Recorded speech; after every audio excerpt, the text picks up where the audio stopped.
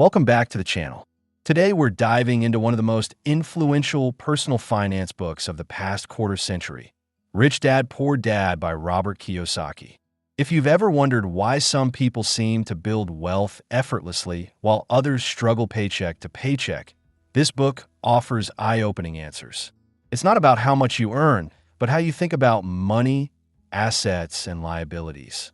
Over the next several minutes, we'll explore Kiyosaki's journey growing up with two father figures, his own well-educated but cash-strapped dad, the poor dad, and the father of his best friend, a self-made millionaire, the rich dad, and uncover the life lessons that transformed his financial destiny. Whether you're new to investing or seeking fresh insights to accelerate your wealth, this narrative will guide you through the core principles that can reshape your financial future. Let's embark on this journey to master money the rich dad way. Robert Kiyosaki's story begins in Hawaii, where two very different men influenced his view of money. His real father, the poor dad, was a respected educator who believed in the traditional path: get good grades, secure a stable job, and climb the corporate ladder. Though intellectually accomplished, he struggled to build real wealth and often cautioned against financial risks.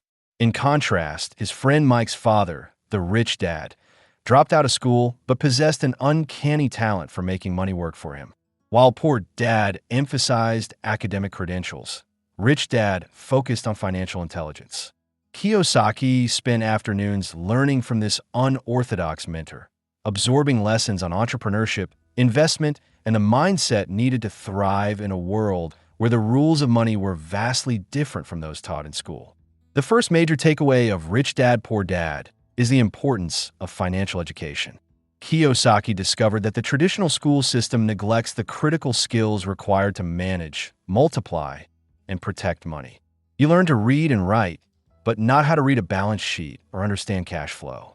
Rich Dad taught him that to succeed financially, you must learn to think in terms of assets and liabilities, understand how taxes and inflation work, and recognize opportunities where others see only risk. This lesson challenges the conventional wisdom that a high salary or advanced degree automatically leads to wealth. Instead, true financial education involves hands-on learning, studying investing strategies, analyzing real deals, and constantly expanding your financial vocabulary. At the heart of Kiyosaki's philosophy lies the distinction between assets and liabilities. An asset puts money into your pocket, while a liability takes money out. Yet most people accumulate liabilities, cars, houses, boats, mistakenly believing they are assets because they hold value. Rich Dad insisted that Kiyosaki invest in things that generate cash flow: rental properties, stocks that pay dividends, or small businesses with steady profits. Over time, those income-producing assets compound, creating a passive revenue stream that frees you from trading time for money. Conversely, liabilities like consumer debt or depreciating items can trap you in a cycle of ever higher expenses. By learning to differentiate and then systematically acquire assets, you build a foundation for lasting wealth. Once Kiyosaki grasped the assets versus liabilities concept, the next principle was mastering cash flow. He introduces what would later become known as the cash flow quadrant, dividing earners into employees, self-employed, business owners, and investors. Employees and self-employed people trade hours for dollars and face a ceiling on their earnings. Business owners and investors, on the other hand, leverage systems and capital to generate income with little direct involvement. Kiyosaki's rich dad encouraged him to move from the left side of the quadrant, where time limits what you can earn, to the right side, where businesses and investments work for you. Understanding cash flow, how money moves in and out of your pockets, and designing strategies to keep it flowing into your hands is a game changer on the path to financial freedom. Kiyosaki also learned that work is not just about money, but about learning. Poor Dad viewed work solely as a way to earn a paycheck. Rich Dad saw it as an opportunity to develop marketable skills, sales, marketing, communication, leadership, that would enable you to build ventures or command higher fees. Early in his career, Kiyosaki took jobs not for the pay, but to acquire those critical abilities: Working in sales taught negotiation. A stint in marketing revealed consumer behavior. And helping run his friend's small businesses honed managerial instincts. By focusing on learning first and money second, he amassed a toolkit that employers and clients valued, multiplying his earning power in the long run. Obstacles inevitably arise on the climb to wealth, and Rich Dad, Poor Dad underscores the psychological barriers that hold most people back. Fear of losing money, cynicism about too good to be true opportunities, laziness, and arrogance can stunt your financial growth. Kiyosaki confronted each of these by immersing himself in real deals, starting small, and allowing foundational success to build confidence. When fear threatened to freeze him, he relied on knowledge, understanding how a deal worked, running the numbers, and assembling a team of experts. He recognized that mistakes are part of the learning process. By treating setbacks as experiments rather than failures, he turned obstacles into stepping stones that strengthened his resolve and refined his approach. A major theme in the book is the interplay of taxes and corporate structures.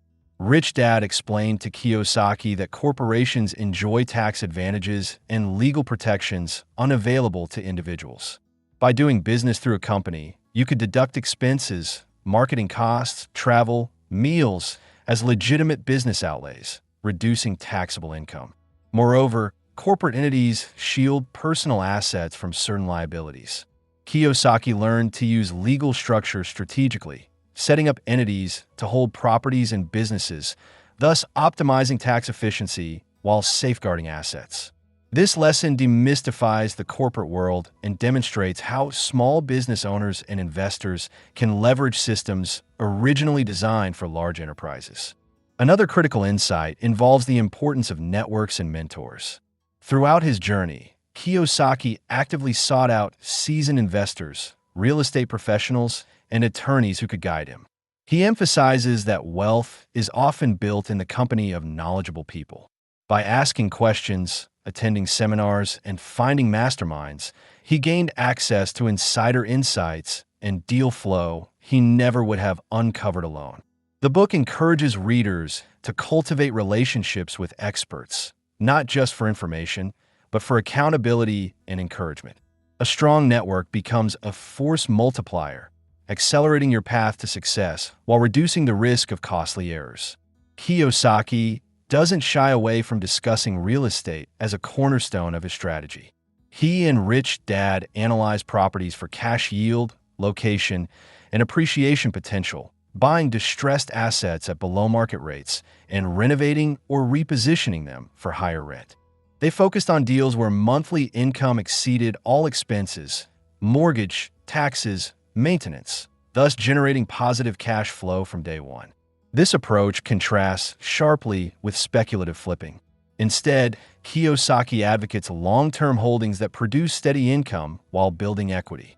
Real estate investing sharpened his financial acumen, teaching him to underwrite deals, negotiate with sellers, and navigate financing, skills that transferred to other asset classes as well. Throughout the narrative, taking action remains a central call to action. Knowledge without execution yields no wealth.